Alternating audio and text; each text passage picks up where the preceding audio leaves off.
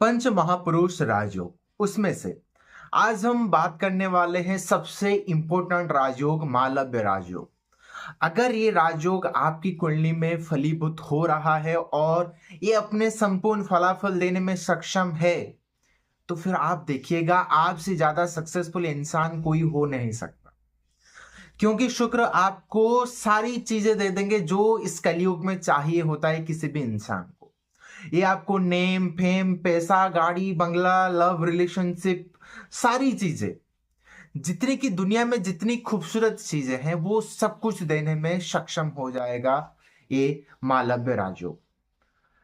तो आइए जानते हैं कि ये राजयोग कैसे बनता है, उसके लिए क्या सारी कंडीशन है। मैं एस्ट्रोलॉजर देवदत्त त्रिपाठी आप सबका स्वागत करता हूं हमारे इस चैनल एस्ट्रो थॉट पे। तो आज है मालव्य राजयोग। तो मालव्य राजयोग बनने के लिए दो कंडीशन होनी चाहिए। पहली चीज क्या है, आप चंद्र कुंडली से या फिर लग्न कुंडली से देखिएगा कि शुक्र पहले चौथवें सातवें और 10वें स्थान में मौजूद होना चाहिए, जो कि केंद्र भाव उसको हम कहते हैं। अगर ये कंडीशन फुलफिल होता है तो ये पहला शर्त पूरी हो गया। तो दूसरा जो कंडीशन ये है कि वही शुक्र वृषभ राशि, तुला राशि या फिर अपनी उच्च राशि मीन राशि में होना चाहिए। अगर ये दो शर्त पूरी होते हैं तो फिर आप देखोगे आपकी कुंडली में मालव्य राजयोग बन रहा है। लेकिन ये सारी चीजें होने के बावजूद भी आपको इसका संपूर्ण फलाफल नहीं मिल सकता। क्यों नहीं मिल सकता, उसके पीछे भी कारण है। क्योंकि अमूमन शुक्र जो है सूर्य के आसपास रहते हैं, शुक्र के साथ साथ कोई प्लैनेट उसके साथ जुड़े रहते हैं ज्यादातर टाइम पे। इस वजह से इसका संपूर्ण फलाफल आपको नहीं मिल सकता। अगर आप इसका संपूर्ण फलाफल चाहते हो तो फिर शुक्र अगर अकेला बैठा हो तो फिर इसका संपूर्ण फलाफल आपको मिल सकता है। और साथ ही साथ आपको देखना पड़ेगा कि शुक्र के ऊपर कोई दूसरे ग्रह की दृष्टि ना पड़ रही हो। अगर सपोज मान लो राहु या फिर केतु की दृष्टि या फिर उसके साथ बैठ गए, या फिर शनि की दृष्टि या फिर शनि उसके साथ बैठ गए, तो फिर कहीं ना कहीं इसके फल में कमी आ ही जाएगी।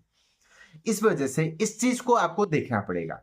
और साथ ही साथ आप देखिए कि आपके D9 चार्ट में आपकी नवमांश कुंडली में शुक्र कैसी कंडीशन में बैठा है। अगर शुक्र वहां पे अच्छी कंडीशन में बैठा है तो फिर बेफिक्र हो जाइए।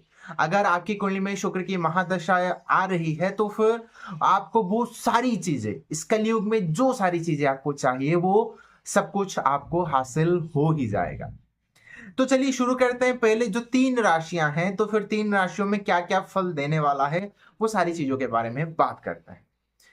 अगर आपकी कुंडली में शुक्र अगर वृषभ राशि में बैठा हो तो वृषभ राशि जिसको हम परिवार का देखा जाता है, आपके कुटुंब का भाव होता है, आपके खाने पीने का, आपके धन का भाव होता है। तो फिर अगर आपकी वृषभ राशि में अगर शुक्र बैठ के अगर मालव्य योग बना रहा है तो फिर आप देखोगे आपके पास फैमिली की सपोर्ट आपको मिलना शुरू हो जाएगा। आपको पैसे की नेम फेम सक्सेस पैसा सब कुछ आसानी से हासिल होता चला जाएगा। खाने के टेस्टी लजीज खाने के आप शौकीन बहुत हो जाएंगे, क्योंकि शुक्र परफ्यूम और लग्जरी जितनी सारी चीजें हैं तो फिर उन सारी चीजों में देखोगे आपकी रुचि अपने आप बढ़ती चली जाएगी। और शुक्र सारे लग्जरी है, भोग है, रिलेशनशिप में इन सारी चीजों में देखोगे कहीं ना कहीं आपका खिंचाव अपने आप मिलता चला जाएगा और कहीं ना कहीं वो आपको आसानी से हासिल होता भी चला जाएगा।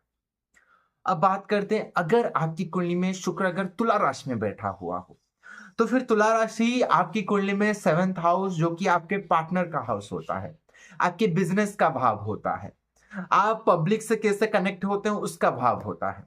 तो फिर अगर तुला राशि में अगर शुक्र बैठ के अगर मालव योग बना रहा है तो फिर आप देखोगे आपकी अपोजिट जेंडर आपके पास खींचे चले आएंगे, आपके अपोजिट जेंडर आपसे कनेक्शन बनाना चाहेंगे। आप जहां पे भी बिजनेस करना चाहते हो तो फिर लोग आपसे जुड़ना चाहेंगे, आपके साथ लोग काम करना चाहेंगे। और आप देखोगे जनता के पास अगर जाते हो तो फिर लोग आपको चाहना शुरू कर देंगे, आपकी कंपनी उनको बहुत पसंद आनी शुरू हो जाएगी।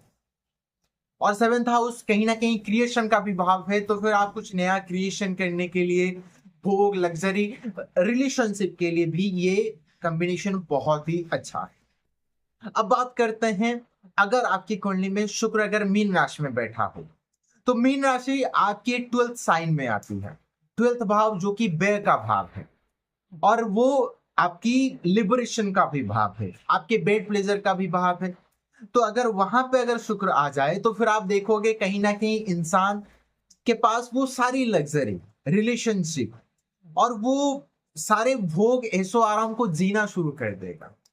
आप देखोगे इस टाइम पे बहुत ऐसे लड़के लड़कियां आपको मिल जाएंगे जिसके मतलब मल्टीपल अफेयर्स होते हैं, बहुत सारे रिलेशन वो क्रिएट कर देते हैं। तो फिर कहीं ना कहीं उस इंसान के अंदर इतना आकर्षण आ जाएगा कि तो कहीं ना कहीं ऐसे सर्कमस्टांसेस क्रिएट हो जाएंगे जिस वजह से उनको वो सारे भोग विलास, लग्जरी उनको मिलती चली जाएंगी। लेकिन इसके साथ साथ भी वो इंसान अगर चाहे, अगर उसकी कुंडली में ऐसा कोई कॉम्बिनेशन हो, तो फिर वो बहुत अच्छे साधक भी बन सकता है।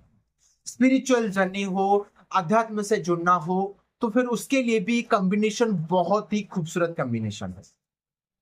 जब कोई इंसान वो सारे भोग को जी लेता है, फिर वो आध्यात्म की तरफ जा सकता है। इस वजह से ये कॉम्बिनेशन बहुत ही अच्छा साबित हो सकता है। लेकिन वही चीज कहूंगा आपको, आपको पहले देखना है कि आपकी कुंडली में क्या शुक्र अकेला बैठा है या नहीं है।